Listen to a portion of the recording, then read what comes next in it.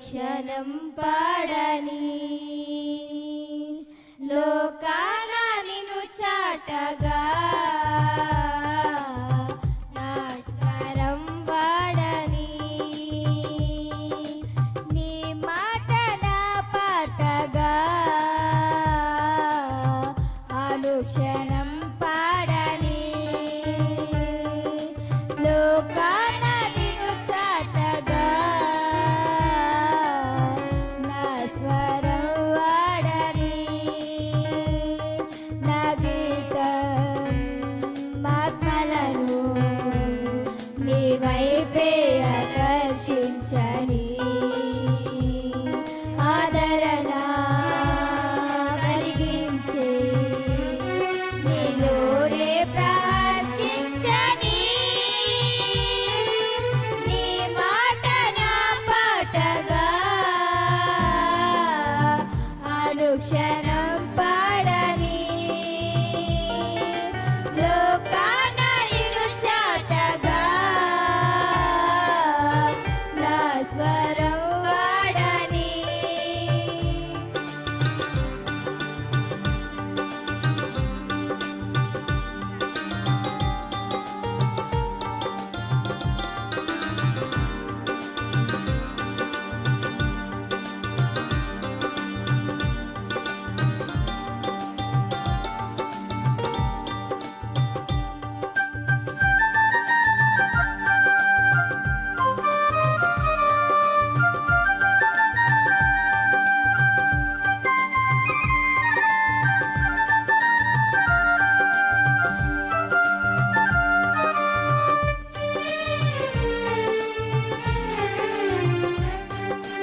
ఏ చోట గలమెత్తినా నీ ప్రేమ ధ్వనించని పాడేటి ప్రతి పాటలో నీ రూపు కనిపించని పరలోక రాజ్యము. ఒక మనుష్యుడు దేశాంతరమునకు ప్రయాణమై 14వ వచనం నుంచి దేశాంతరమునకు ప్రయాణమై ఆ, తన దాసులను పిలిచి ఆ.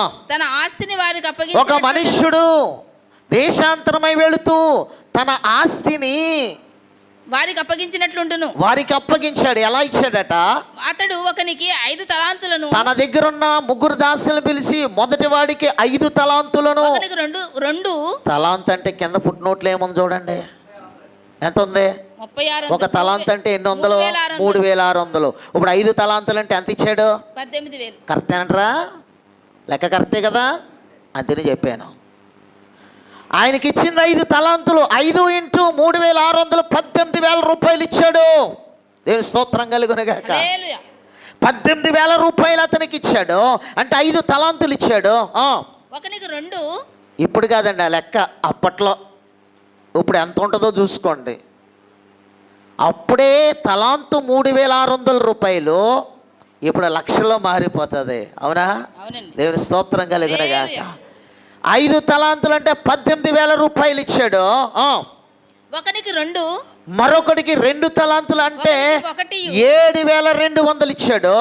ఒకనికి 1 మరొకడికి 1 తలాంతు అంటే 3,600 రూపాయలు ఇచ్చాడు. సామర్థ్యము చొప్పున వానికి వారి సామర్థ్యం ఎంతో యజమానుడు గుర్తించాడు.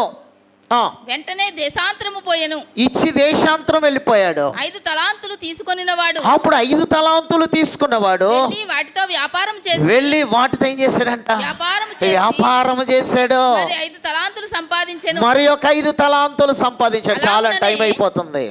ఇంటి దగ్గర చదవండి బాగానే, నేను ముందే హెచ్చరిక చేశాను.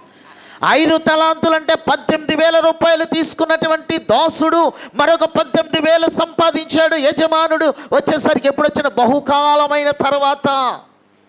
ఈరోజు నా ప్రియమైనటువంటి దేవుని బిడ్డలారా, ఈ రోజున దేవుడు నీకు ఒక తలాంతు ఇచ్చాడు. దానిని విత్తితే మల్టిప్లై చేయగలుగుతున్నావు. విత్తే బాధ్యత దేవుడు నీ చేతిలో పెట్టాడు. నీకు పాటలు పాడేటువంటి తలాంతు ఇచ్చాడా? పాటలను దేవుని కొరకు అనేక చోట్ల పాడి తలాంతులను వృద్ధి చేసుకో, దేవుడు నిన్ను దీవిస్తాడు. వాక్యం చదివే తలాంతులు ఇచ్చాడా?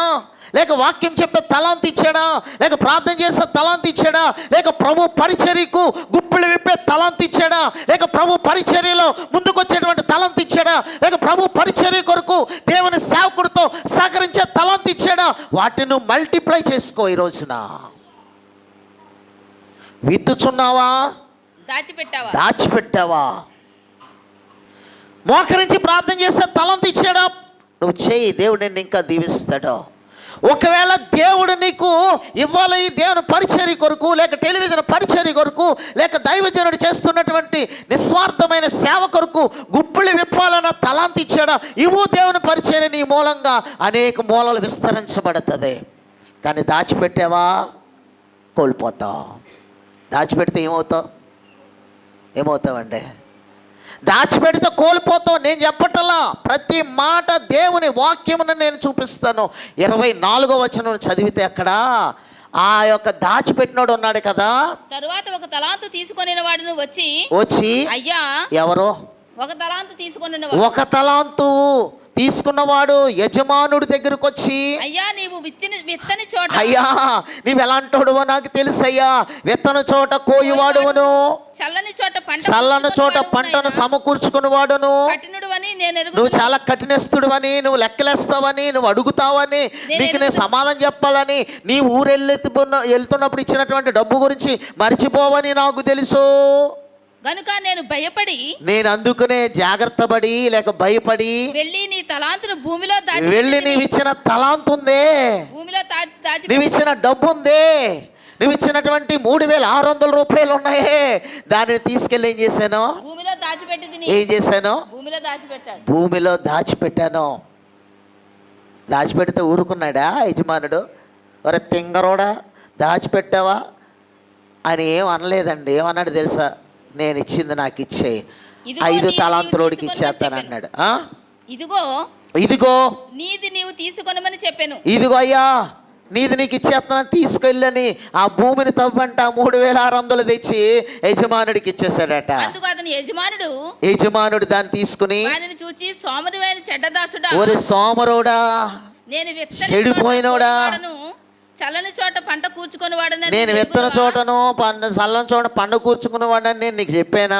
అట్లయితే నీవు నా సొమ్ము, అలాగైతే నేను నీకు ఇచ్చిన సొమ్మును సావుకారుల దగ్గర, వ్యాపారస్తుల దగ్గర ఉంచితే ఇప్పుడు వచ్చి నేను దానికి సంబంధించిన వడ్డీని తీసుకుంటాను కదా. ఆ తలాంతును వాని యొద్ద నుండి తీసివేసి, ఇక్కడ ఇది గమనించాలి, ఆ తలాంతును వాని యొద్ద నుండి తీసివేసి సరిపెట్టేసుకున్నాడా? సరిపెట్టుకోలేదండి. ఏం చేశాడు? 10 తలాంతులు చేసిన వానికి ఇచ్చాను. ఆ తలాంతును వాని యొద్ద నుండి తీసివేసి, ఎవరి దగ్గర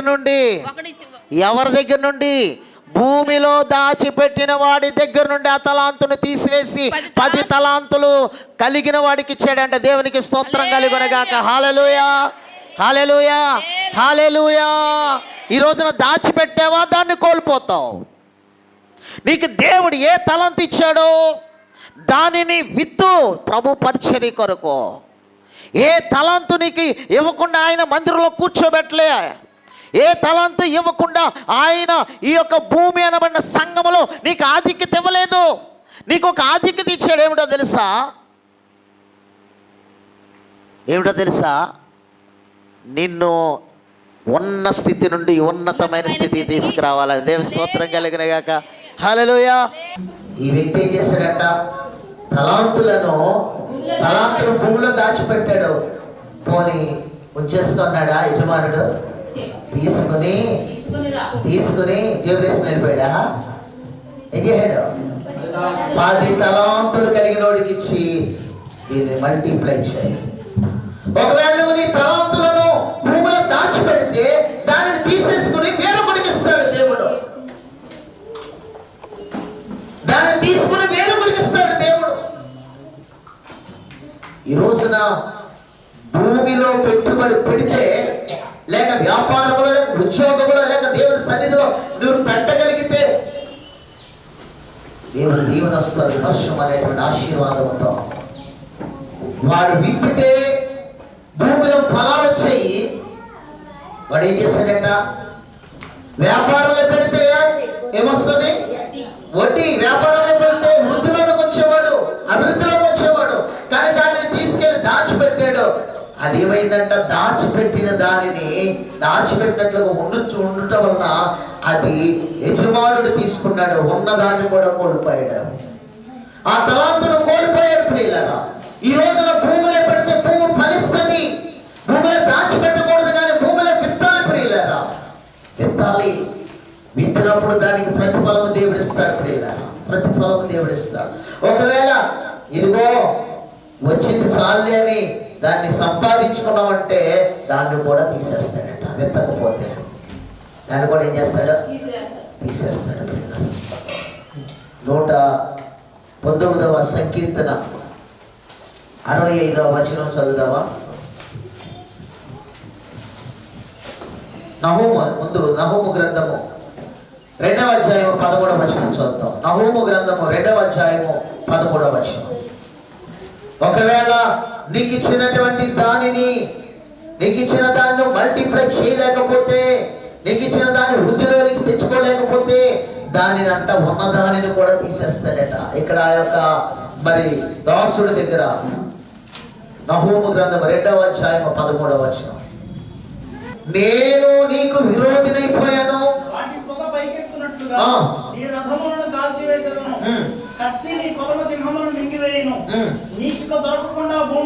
నీకు ఇంకా దొరకకుండా భూమిలో నుండి నీవు పట్టుకుని ఎరను నేను తీసివేస్తాను. ఏమంటాడంటే, నీ భూమిలో సంపాదించుకున్నావే, నీ మందిరంలో సంపాదించుకున్నావే, నీ వ్యాపారంలో సంపాదించుకున్నావే, నువ్వు ఉద్యోగంలో సంపాదించుకున్నావే, ఇక నాకు చాలు అనుకుంటున్నావేమో, దాన్ని మల్టిప్లై చేయలేకపోతున్నావేమో, ఆ తలాంతులు వృద్ధి చేయలేకపోతున్నావేమో.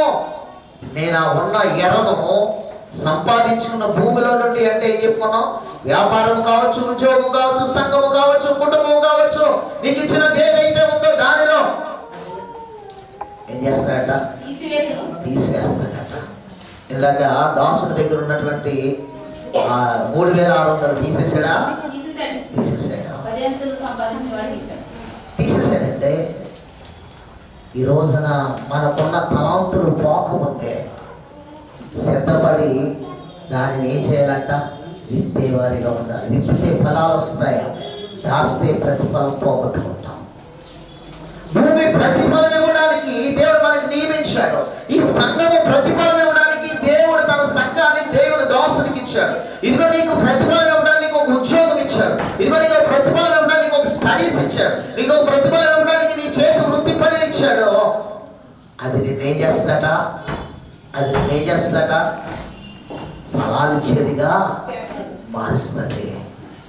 119:64 యెహోవా భూమి దేంతో నిండిందంటే,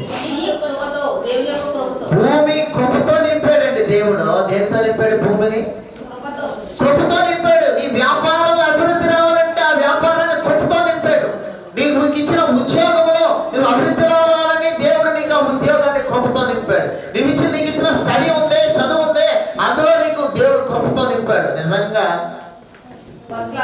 అలాగే నువ్వు చదివేది తక్కువే కావచ్చు నీ ఫ్రెండ్స్ కంటే, వాళ్ళు గంటలు చదివినా నువ్వు అరగంట గంట చదివి ఉండొచ్చు, కానీ దేవుడు నీకు వాళ్ళకంటే ఎక్కువ మార్కులు ఇస్తున్నాడంటే దేవుడు నీ స్టడీలో కృప ఇచ్చాడు. దేవుని స్తోత్రం కలిగి.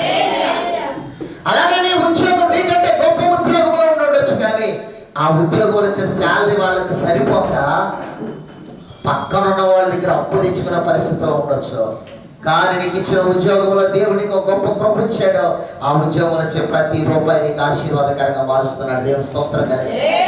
అలాగే నీ యొక్క వ్యాపారం ఉంది, నీకంటే గొప్ప వ్యాపారాలు చేసే వాళ్ళు ఉండొచ్చు, కానీ ఆ వ్యాపారంలో పెట్టుబడి పెట్టడానికి కూడా పక్కన వాళ్ళని అడుగుకునే పరిస్థితిలో ఉంటే, నిన్నైతే నీకు వచ్చినటువంటిది అయితే కొంచెంలోనే దానిని మల్టిప్లై చేస్తున్నాడు. అది కృప. ఈరోజు దేవుడు సంఘములో,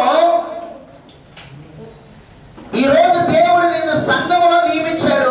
సంఘములో దేవుడు కృపించాడు కాబట్టి నీవు దేవుని సంఘములో, ఒక అద్భుతమైన సంఘములో, ఒక ఆశీర్వాదకరమైన సంఘములో దేవుడు నీ పట్ల కృపించాడు కనుక నువ్వు కూర్చోగలుగుతున్నావు, దేవుని సన్నిధిలో సంతోషించగలుగుతున్నావు. హల్లెలూయా. కృప అంటే ఏంటో తెలుసా? మనం పొందలేనిది పొందడమే కృప. కృప అంటే ఏంటో తెలుసా? అర్హత లేని నీకు నిన్ను అర్హుడిగా ఎంచుకునే, హల్లెలూయా. యోగ్యత లేని నిన్ను యోగ్యునిగా దీవించడమే, మూడు బారిన నీళ్లు చిగురింప చేయటమే,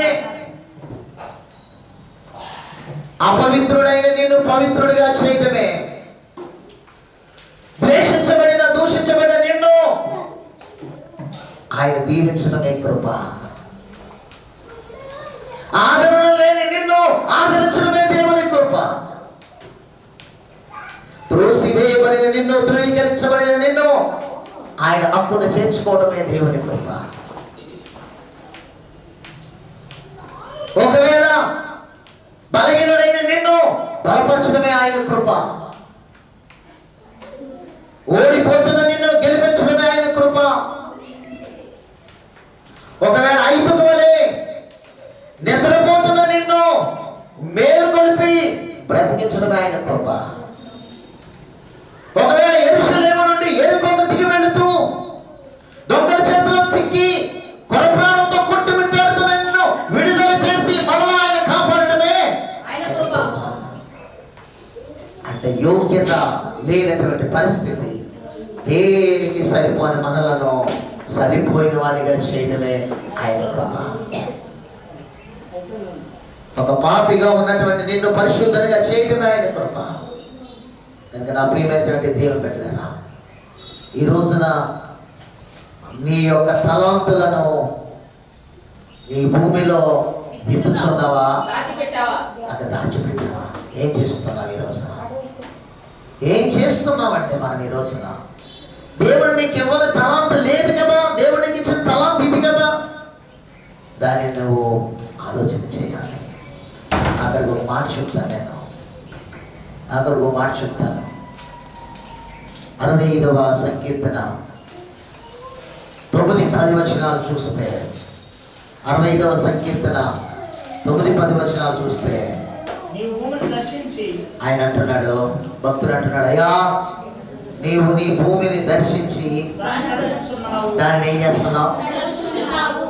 ఆశీర్వదించబడడానికి లేక విత్తనాలు మొలకెత్తడానికి దేవుడు చేసే పని ఏమిటంటే నీకు ఇచ్చిన వ్యాపారం అనే భూమిని ఆయన దర్శించబోతున్నాడు. నీకు ఇచ్చిన ఉద్యోగం అనేటువంటి భూమిని ఆయన దర్శించబోతున్నాడు. నీకు ఇచ్చిన స్టడీస్ అనేటువంటి భూమిని ఆయన దర్శించబోతున్నాడు. నీకు ఇచ్చినటువంటి ఆ యొక్క దైనందిన జీవితంలో చేసేటువంటి చేతులకి పని ఏదైతే ఉందో, నీ పోషకాలతో ఏం పని చేస్తుందో దానిని ఆయన దర్శించబోతున్నాడు. దర్శించడం అంటే ఏంటంటే, దర్శించడం అంటే దర్శించడం అంటే ప్రత్యక్షంగా వచ్చి చూడడం, ప్రత్యక్షంగా పరిశీలించడం, ప్రత్యక్షంగా వచ్చి మాట్లాడడం, ప్రత్యక్షంగా వచ్చి దానికి కావాల్సినటువంటి విధానంలో దాన్ని మలచడం. నీవు భూమిని దర్శించి దానిని తడుపుచు ఉన్నావు, దానికి మహదైశ్వర్యము కలుగు చేయుచున్నావు. ఇదిగో దేవుని యొక్క నది అనేటువంటిది నేలతో నిండి ఉన్నది. నీవు భూమిని అట్లా సిద్ధపరిచిన తర్వాత దేనికి నువ్వు కష్టపడుతున్నావే? నీ భూమిలో అంటే నీ వ్యాపారంలో, నీ ఉద్యోగంలో, నీ కుటుంబంలో నువ్వు ఎంత కష్టపడుతున్నావో. చాలా మంది అంటారు, ఏమండి పొద్దుడు పోతున్నానండి, రాత్రి వస్తున్నానండి, నాకు ఒక తెలిసిన దగ్గర నుంచి రెక్కల మొక్కలు అయిపోతున్నాయండి, అది కొనాలనుకున్నానండి, ఇది కొనాలనుకున్నా, ఇల్లు కట్టుకోవాలనుకున్నా, స్థలం కొనుక్కోవాలనుకున్నామండి, ఇప్పటి వరకు కూడా నా రెక్కల కష్టార్జితంతో బిడ్డలు పోషించుకోవడమే కష్టమైపోతుంది అని చెప్పలేదు. నిజంగా తల్లిదండ్రులండి బిడ్డల కోసం చాలా శ్రమ పడతారు. వాళ్ళకి బట్టలు లేకపోయినా, ముఖ్యంగా తండ్రి చిరిగిపోయిన బట్టలు వేసుకున్నా, చిరిగిపోయిన బట్టలతో పనికి వెళ్తున్నా, బిడ్డలకు ప్రతి పండగకు మంచి బట్టలు తీస్తారు, ₹1000 పెట్టి. ఎప్పుడైనా బిడ్డలు ఆలోచన చేశారా? మా నాన్న చిరిగిపోయిన బట్టలు ఎందుకు వేసుకుంటాడని, మా నాన్న ఎందుకు సోపు చేసుకోవట్లేదని ఎప్పుడైనా ఆలోచన చేశామా? మా అమ్మ ఒంట్లో బాగోపోయినా ఉదయాన్నే లేచి నాకు టిఫిన్ బాక్స్ ఇస్తుందని ఎప్పుడైనా ఆలోచన చేశావా? ఆడబిడ్డలారా మీ తల్లికి సహాయపడాలి, లేచి 10 గంటలు ఎగుతాం కాదు అత్తదలాగా. ఈ రోజు నువ్వు లేచి నీ తల్లికి సహాయపడే వారికి ఉండాలి. వద్దలు చేసినటువంటి విధానంలో ఎప్పుడో తల్లి అనారోగ్యంతో ఉన్నా, బలహీనతగా ఉన్నా, నీవు కాలేజీకి వెళుతున్నప్పుడు, నీవు డ్యూటీకి వెళుతున్నప్పుడు, నువ్వు బయటకు వెళ్తున్నప్పుడు, ఇదిగో నా బిడ్డకు క్యారేజీ రెడీ చేసేయాలని ఎంత బలహీనతగా ఉన్నప్పటికీ కూడా సిద్ధపరుస్తుందే. ఎప్పుడైనా తల్లి ప్రేమను ఆలోచన చేస్తావా? ఒంట్లో బాగోలేదని పడుకుంటే నీకు ఆ రోజున క్యారేజ్ ఉండదు. అయ్యో నా బిడ్డ పస్తుంటుంది, కడుపు మారిపోతుంది అని ఆలోచన చేసినప్పుడు తల్లికి సహకారిగా ఉంటున్నావా? ఎప్పుడైనా కుమారుడిగా సహకారిగా ఉంటున్నావా తండ్రికి? తల్లిదండ్రులకు బట్టలు లేకపోయినా సరే వాళ్ళు ఏం కట్టుకున్నా పర్వాలేదు అనుకుని నీకు వేల రూపాయలు పెట్టి బట్టలు కొంటుంటున్నారే, అది నీ కుటుంబంలో వాళ్ళు చేస్తున్నటువంటి తలంతో. వాళ్ళు మిమ్మల్ని గొప్పగా చేయడానికి వాళ్ళు పడుతున్న శ్రమ. ఈరోజు ప్రభు అంటున్నాడు, నీ భూమికి కావాల్సిన మహాదేశాన్ని నేను ఇస్తున్నాను, ఇదిగో దాన్ని తడిపి ఏం చేస్తాను, నేను దర్శించి దాన్ని తడుపుచు ఉన్నాను. దానికి దేనికి ఐశ్వర్యం వేరు, మహాదైశ్వర్యం వేరు. నువ్వు చేసేటువంటి పనికి, ఇదిగో నీ సంఘానికి, నీ కుటుంబానికి, నీ ఉద్యోగానికి, నీ యొక్క పనికి నేనేం చేస్తున్నాను, మహదైశ్వర్యమును. ఎప్పుడండి? నువ్వు విత్తుకోవాల్సిన బాధ్యత నీదే, విత్తుకోవాల్సిన బాధ్యత నీదే. విత్తనాలు దేవుడు నీ చేతిలో పెట్టాడు, దానిని విత్తాలి. అది మొలకెత్తేటట్లు చేసేది ఎవరు? అది మొలకెత్తేటట్లు చేసేది దేవుడే. ఎలాగో వర్షాన్ని, ఆశీర్వాదాన్ని ఇస్తాడు. విత్తకుండా ఎలా ఫలిస్తుంది? అది విత్తకుండా ఎలా అభివృద్ధిలోకి వస్తుంది? విత్తకుండా ఏ విధంగా పంటకు వస్తావు? ఈ రోజున నీ తలాంతులను భూమిలో విత్తుతున్నావా, లేక భూమిలో దాచిపెడుతున్నావా? ప్రియ దేవుని సంగమా, మన తలాంతులను దేవుని కొరకు విత్తుదామండి. మన తలాంతులను దేవుని కొరకు ఖర్చు పెడదామండి. మన తలాంతులను దేవుని కొరకు వాడదామండి. ఈ రోజున అటువంటి కృప మన న్యూ జెరూసలేం సెంట్రల్ చర్చికి ప్రభు ఇచ్చాడు. దేవుని స్తోత్రం కలిగిన గాక. భూమిలో ఏమిచ్చాడంట? యెహోవా నిండి ఉన్నది. భూమి ఏం చేసిందంట? నీ కృపతో నిండి ఉన్నది. భూమి ఏం చేసిందట? నీ కృపతో నిండి ఉన్నది. దేవుని కృపతో. ఈ రోజున సంఘం అన్నటువంటి భూమి అనే సంఘము దేవుని కృపతో నింపబడింది. కాబట్టి నీవు ఈ సంఘంలో దేవుడు నిన్ను నియమించాడు. హల్లెలూయా. బలనమ్మకమైన మంచి దాసుడుగా నువ్వు కనపడ్డావు, బలనమ్మకమైన మంచి దాసురాలుగా కనపడ్డావు. ఇదిగో నిన్ను ఆయన ఈ సంఘములో ఉంచి ఉన్నతమైన వాటి మీద స్థిరపరుస్తాడట. ఆ మాట చదవండి, ఆ మాట చదవండి. బలనమ్మకమైన మంచి దాసుడా, బలనమ్మకమైన 25 మత్తయి సువార్త 25వ అధ్యాయము 25వ అధ్యాయం 15-16 వచనాలు అనుకుంటా, 16-17 వచనాలు. బలనమ్మకమైన, నేను ముగిస్తాను చదవండి. అయితే 5 తలాంతులు తీసుకొని వాడు వెళ్ళి వాడితో వ్యాపారం చేసి. ఎన్నొద్దమ్మా? బలనమ్మకమైన మంచి దాసుడా. అయ్యి బాబు, అలాగ 2 తీసుకుని నీవి కొంచెములో, దేనిలో? కొంచెములో. ఇచ్చిన కొంచెములో మంచిగా నమ్మకమైన వాడిగా ఉన్నావే, నేనేం చేస్తాను? నిన్ను అనేకమైన వాటి మీద నియమించాను. గొప్ప వాటి మీద దేవుడి సంఘంలో ఉన్న ప్రతి బిడ్డను నియమించబోతున్నాడు. నమ్మిన వారు చప్పట్లు కూడా దేవుని మహిమపడదామా? హల్లెలూయా. గొప్ప వాటి మీద దేవుడు నియమించబడుతున్నాడు. నేను టీవీలో వాక్యం చెప్తానని ఎప్పుడు అనుకోలేదు. ఇంటర్నేషనల్ ఛానల్లో 2 మెసేజ్ చెప్పాను. విజన్ ఆఫ్ గాడ్ మినిస్ట్రీస్ వారి ఆధ్వర్యంలో Sudhir Paul memorials New Jerusalem Central Church Mandapeta వారి సమర్పణలో నీవే నా బలమా అనే ఈ గీతం అనేకులకు ఆశీర్వాదకరంగా, దేవునికి మహిమకరంగా ఉండాలని ఆశతో మీ కొరకు అందిస్తున్న ఈ గీతం. యేసయ్యా నా యేసయ్యా నీవే నా బలమా అనే ఈ గీతం అనేకులు విని ఆశీర్వదించబడాలని దేవుని పేరిట ఆశిస్తున్నాము. దేవుడు మనలందరినీ దీవించునుగాక. ఆమేన్.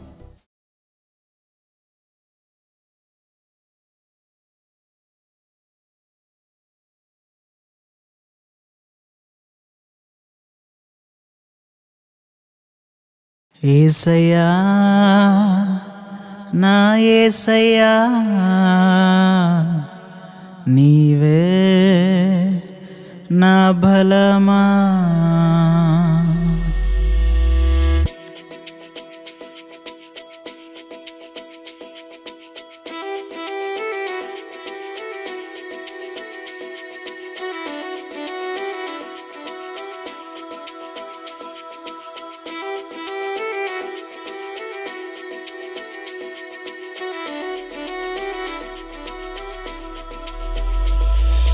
యేసయ్యా నా యేసయ్యా నీవే నా బలమా, యేసయ్యా నా యేసయ్యా నీవే నా ధ్వజమా, నా కొండ కోట, నా అండదండ, నా రక్షణ దుర్గమా, నా శైలమా, నా కొండ కోట, నా అండదండ, నా రక్షణ దుర్గమా, నా శైలమా.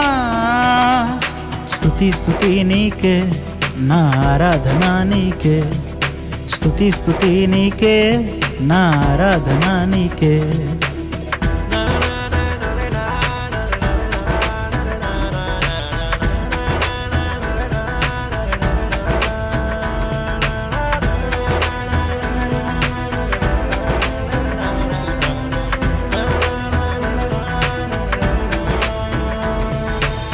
దానియేలుతో సింహపు బోనులో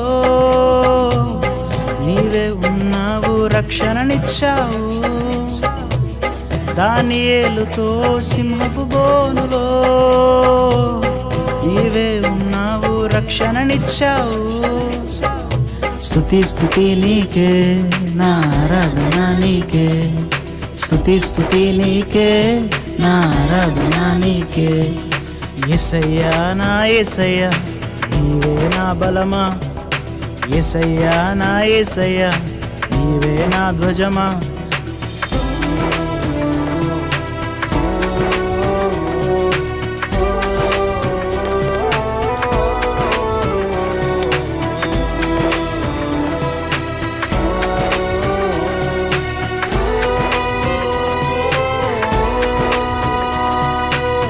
షడ్రకు మేషకు అబేద్నెగోలతో తోడై ఉన్నావు, అద్భుతం చేశావు.